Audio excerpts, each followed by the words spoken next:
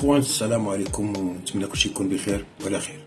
في هذا الفيديو غادي نديرو مقارنه ما بين حساب تيك توك عليه بيتا فرنسيه وحساب تيك توك عليه بيتا اسبانيا.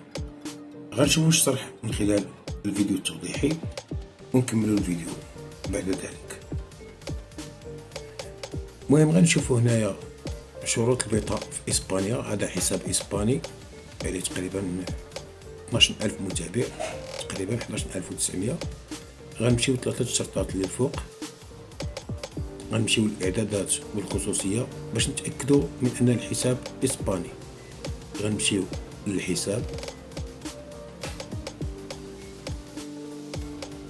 من بعد غندخلوا على معلومات الحساب، غنشوفوا منطقه الحساب هنا اسبانيا.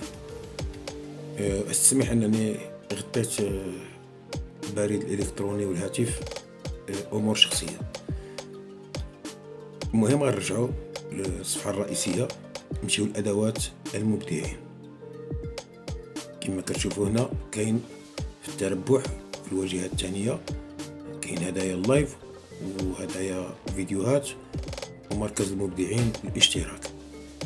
غنشوفوا شروط البيتا في اسبانيا: الانضمام الى مركز المبدعين، عمرك 18 سنة على الأقل، لديك 50,000 من المتابعين الحقيقيين أو أكثر، نشرت 3 مقاطع فيديو في آخر 30 يوم، لديك 1000 أو أكثر من مشاهدات الفيديو الحقيقية في الأيام 30 الأخيرة، التأكد من أن محتواك يتبع إرشادات محتوى المجتمع وسياسة المحتوى المرتبط بالعلامة التجارية.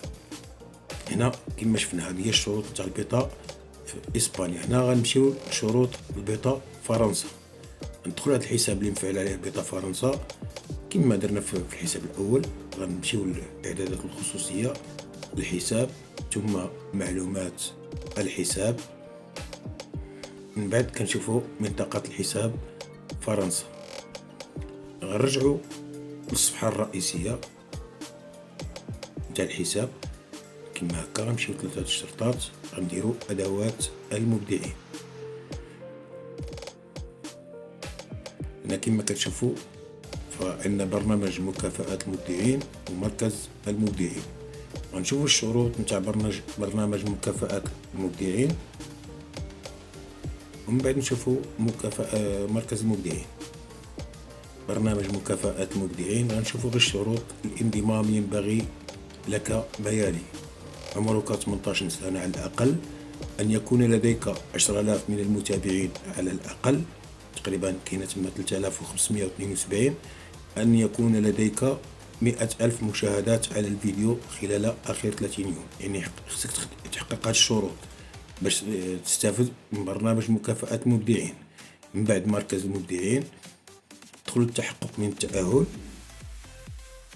الشروط: 18 سنة، لديك 10,000 من المتابعين الحقيقيين، نشرت 3 مقاطع فيديو في آخر 30 يوم، 30 من الأيام، لديك 1000 أو أكثر من المشاهدات الفيديو الحقيقية في الأيام 30 الأخيرة، التأكد من أن محتواك يتبع إرشادات المجتمع. يعني كما شفنا كانت هذه مقارنة بين حساب بيتا عليه البيتا، حساب تيك توك عليه بيتا في إسبانيا، وحساب تيك توك عليه البيتا في فرنسا. شفنا الشروط في كل منطقة، لأن الشروط كتختلف حسب المناطق، ولأن البيتا كاين دابا 5 ديال الدول تقريبا اللي مفعلة فيهم البيتا: إسبانيا، فرنسا، إيطاليا، أمريكا وكندا، وبعض المناطق في كندا، ماشي كندا كاملة، يعني غير بعض المناطق في كندا. هنا اللي بغيت نوضح أن الشروط نتاع البيتا شفناها مثلا في المقارنات اللي درناها في هذا الفيديو بين اسبانيا وفرنسا. ودابا كاين بعض الطرق اللي هي متاحه ان الانسان يفتح حساب تيك توك في اي دوله من دول العالم. كاين تقريبا شي 5 ديال الطرق ولا 6 اللي هي متاحه يفتح حساب ويفتحوا بمنطقه تاع فرنسا ولا دوله من هاد الدول اللي مفعله فيهم البيتا، ويحقق ارباح من الفيديوهات. هنا كيبقى واحد النقطه اللي هي سوداء في البيتا، ان كاين فيديوهات تقريبا على منصات التواصل الاجتماعي كاملين، سواء الفيسبوك او اليوتيوب او التيك توك، او يعني فيديوهات اللي كيقول لك يعني ان غادي تفعل البيضة على حساب اللي هو حساب كبير، ولا حساب اللي عندك قديم وفتحته في منطقة اللي هي خارج المنطقة المحددة اللي عليها البيضة. يعني هنا مستحيل. وغنعطيكم واحد المثال باش يكون مثال توضيحي. مثلا واحد الشخص تزاد في مصر ولا في المغرب ولا في الجزائر، شخص كيكون مكان الازدياد ديالو والمدينة اللي تزاد فيها، هنا غير ممكن باش انك تغير له يجي مثلا حتى يدير 15 سنة ولا 20 سنة وتغير له مكان الازدياد، لان المكان الازدياد ديالو تحدد له النهار اللي تزاد. هذا هو حساب نتاع التيك توك. حساب نتاع التيك توك النهار اللي كتفتحو، نهار الاول يعني اول مره كتفتح الحساب ديالك، سواء برقم الهاتف او بالجيميل، او هنا رقم الهاتف كيكون محدد حسب المنطقه، والجيميل كيكون مفتوح برقم هاتف اللي هو محدد حسب المنطقه. هنا هذه الطرق الاخرى اللي كاينه في البيضة، غادي نشرحها في فيديوهات قادمه ان شاء الله. يعني غير بغيت نوضح يعني ان اي حساب اللي حساب مفتوح قبل ومفتوح يعني واخا عليه حتى 300 ألف متابع وما داخلش في المنطقة ومفتوح داخلش في المنطقة المحددة اللي عليها البيضة، هذا الحساب غير ممكن تدخل عليه البيضة إلا في حالة واحدة. نهار تيك توك غيصرح أن البيضة في ديك المنطقة وغادي يحدد شروط.